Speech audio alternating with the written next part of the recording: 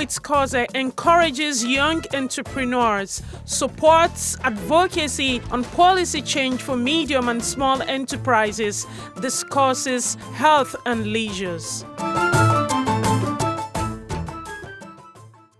My name is KHOZE Clement, and you are watching HOUR with KHOZE. You can follow us on our social media platform right on your screen.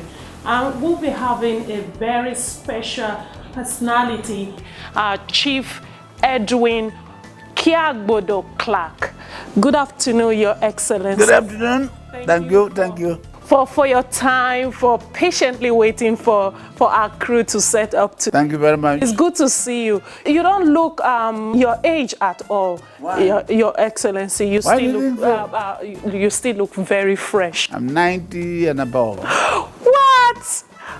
That's good to know, sir. Thank you very much. Okay, we have a lot of questions for you today. Yeah. Now, a lot of people have been clamoring for restructuring of the country.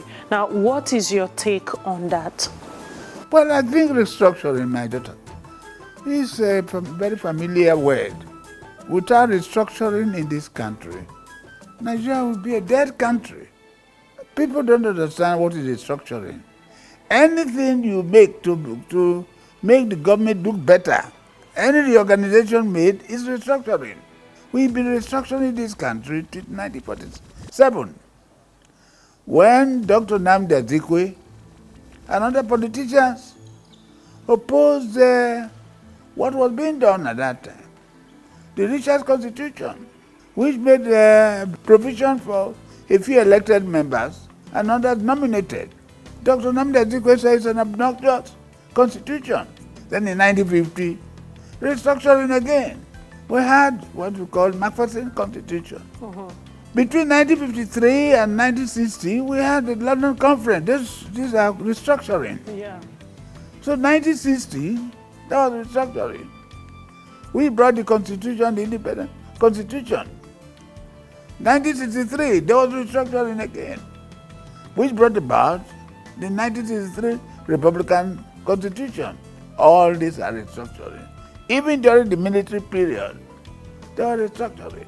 Restructuring means that what you have now, there is need to amend it, review it, see what you can do to it. And for instance, what is restructuring? We are saying that there should be a federal system of government in this country, which was there in 1963 before the army took over. And the ROC was there for 6 months and were running a unitary form of government through Decree number 34. So, one came and created 12 states during the war. That's restructuring. So what we are now saying that let us return to 1933 Constitution. Let us look at it. Let's amend it. The present one we have is a military constitution. So a constitution must be made by the people of that country. So we are saying, let us return to the constitution of 1963. We look at it, brush it, and it becomes our constitution. So that will call restructuring. And we are saying, as President Buhari said, if we do not kill corruption, corruption will kill us. Exactly. We are saying that if we do not restructure, non-restructuring will kill Nigeria. I hope a lot of people are listening to this and taking words of the elders seriously. Now, back to our question, Chief. As a father and a leader in this country, we want you to advise our youths of today, because that's the essence of this program. I want the youths out there like me to learn something from this program. How did you start? I learned something about you have this strong family ties with your siblings. You listen to objective criticism and you take measures to adjust your ways of doing things. How did you start? Can you talk to us about how you started? I've told you I'm now 90 years and above. You said that. Over 60 years I've been in politics. And we're all young men who listen to our elders And thereafter, we ask questions. After asking questions, we listen, we wait for the answers. And I believe that any young man who wants to play a leading role in his community life will have to listen to the elders. Of course. Age is not the determining factor. Anybody who is competent, honest, who is patriotic, who has the feelings of his country over and above his own feelings, who is non-tribalistic, who is not a strong religionist. I think these are the type of people you need in Nigeria now, self-sacrifice. Exactly. And not people who will come and measure their success with how much money they made. So today you look at the governments of this country, you are ashamed that young men are swimming in money. Where from? People without pedigree, people who have nothing to offer to their country, simply because they are in power. There's no more difference between the poor and the rich. If you think about the masses of Nigerians who have nothing to eat, who have no job. It's too much. In the government houses, in the presidency, life goes on as usual. Long siren, cab, entourage, governor, and so on. So what am I saying? Let us have this crop of young men, young women, who will be dedicated Nigerians, who will put Nigeria first, who will fight for the betterment of their country. Those of them who will say, what can I do for my country? And not what my country can do for me. Yeah. So these are the type of people we are looking for. Otherwise, you look at the governors in this country, majority of them are young men. Of course. But they have not displayed that honesty of purpose. They have not displayed that patriotism. Everybody wants to make money. Some of them are the first nobility in their family. They have not seen money before. Therefore, they are looking for where they can make money to be Mr. Somebody. That is not the leader Nigeria wants. Well, Nigerians, you're watching Half Hour with KHOZE. Words to the wise. Chief Edwin Clark said, you should contribute your quota to the betterment of your brothers and sisters in Nigeria. Now, we'd like to take a short break from here. We'll be right back.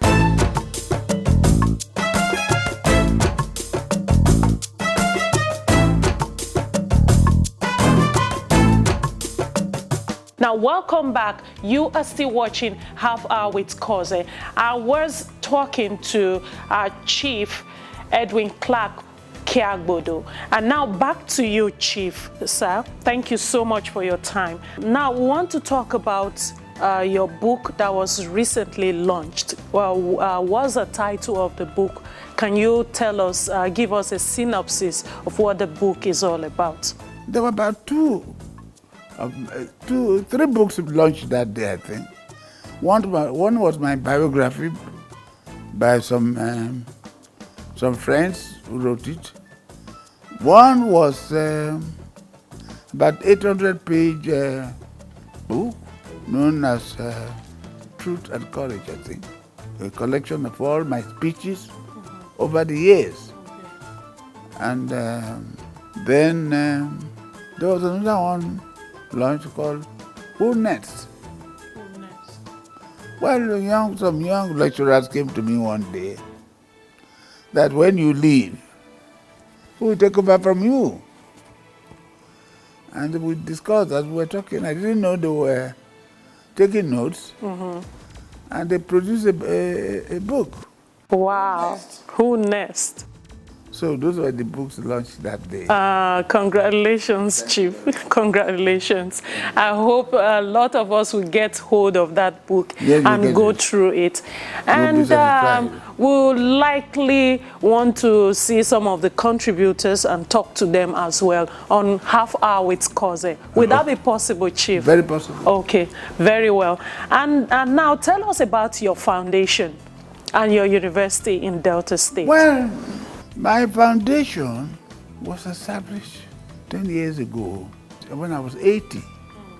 And the purpose is to promote education, promote the welfare of my people, and help the needy, promote education. So as a result of that, in 2005, I thought there was need for me to establish an institution where Nigerian children will come together, live together, and learn together, and become good citizens of this country. So, Chief, and I'm doing that now. Okay. And we got the license. We're in the third year now. And we have, we're getting about 500 students. Wow. Within 3 years. I was just going to ask, how is that going? And we have 3 faculties. Wow. We have the Faculty of Science, Physical Sciences. We have the Faculty of Management Sciences, in Humanity, and so on. And above all, today we are the only university in Delta State that has a Faculty of Law that is functioning.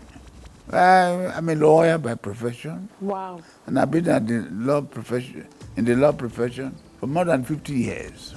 And I thought that if I have a university, law should be one of the faculties in the university, so that when it pleases God to take me away, my body should be laid on the there. I should lie in state. My body should lie in state in that place. So that's the legacy you are leaving behind. Yeah, leaving behind. One of the legacies. And one of the principal legacy, the other legacies are, I'm a man of truth. So when you're looking for people who speak the truth, speak their mind, you should look for me. Those are some legacies, unseen legacies. But I thought that should be physically established. Very well, Chief. Very well. So what about your foundation? Because I was told you have a foundation. Yes, foundation is the proprietor of the university. Okay. The foundation has my brother, my younger brother, Ambassador B.A. Clark, as the chairman. He was a Nigerian permanent representative at the United Nations. Then you have prominent Nigerians like Wadike Defe, former governor of Anambra State. You have people like Patrick Adaba, former deputy governor of Kogi State. You have people like Jeme Bewang, Jeme Bewang, former governor of Oyo State and the Minister of Police Affairs. You have people like General Haruna, former Information Minister. And then you have people like Alabog Graham Douglas, former Minister of Aviation. And you have Senator Basi Henshaw, who was chairman NDDC some time ago. So we have 2 of my children are also members of the foundation. So we have a very vibrant foundation. That's very, very impressive. Now, what is your opinion concerning the Maritime University? Is it a welcome development? It's a very welcome development.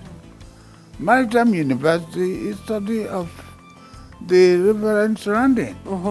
Anything got to do with the water.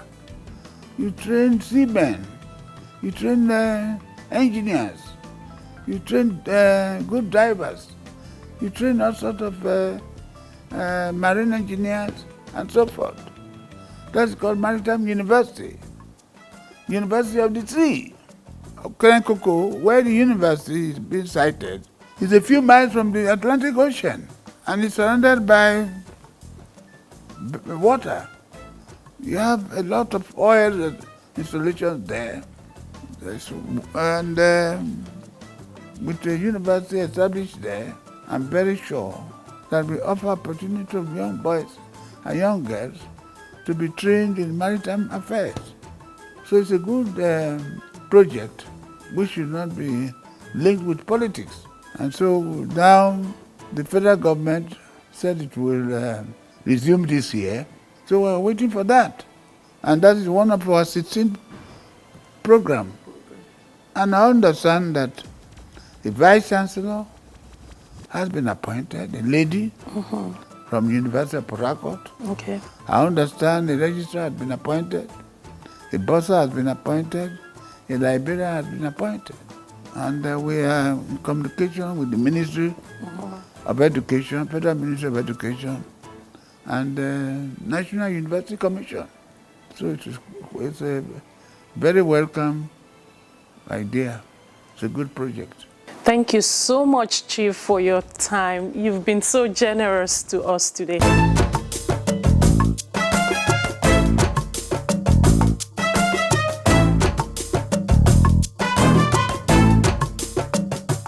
After chatting with Chief Edwin K.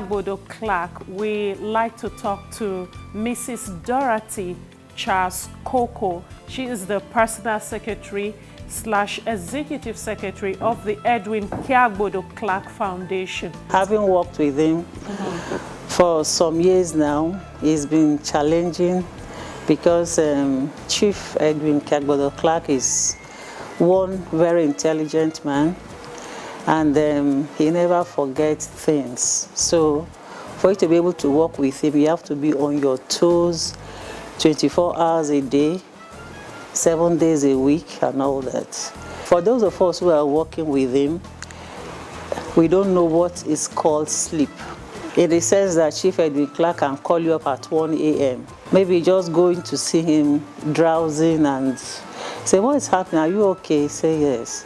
Are you sleepy? Of course, you can't tell your boss you're sleepy. Maybe you just, make so and say, okay, what time is it? And you say, okay, sir, it's 1 a.m. You say, just 1 a.m. and you're sleepy. Sleeping already. And then you get to say, are you children of these days, you're so lazy? You mean at 1 a.m. you're sleepy? And you will say to yourself, when am I supposed to sleep? When when it's 1 a.m. So he's just that kind of person, and he remembers every detail of what you tell him. Chief Edwin Clark remembers his primary school teacher's name, the year, the date, everything. He doesn't even remember mine. He doesn't just remember names, he remembers dates, time of everything, and he's been very demanding, working, and at the same time exciting and educative. He's a man of every part. There is nowhere you can fault him.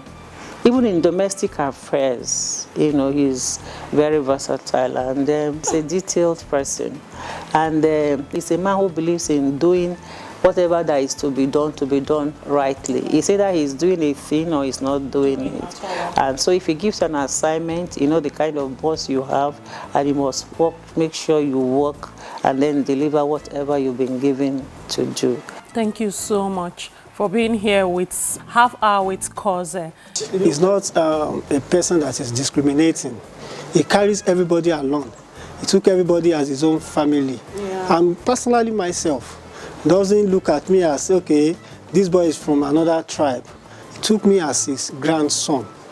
Wow. If you understand. So if I said, okay, I'll continue saying much about Daddy, about him, so we'll not live here today.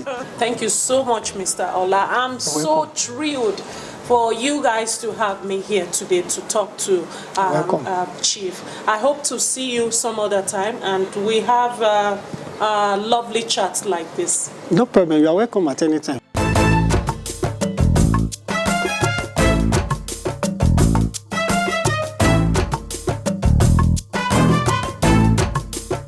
Thank you so much for watching. My name is KHOZE Clement. You can follow us on our social media platform right on your screen.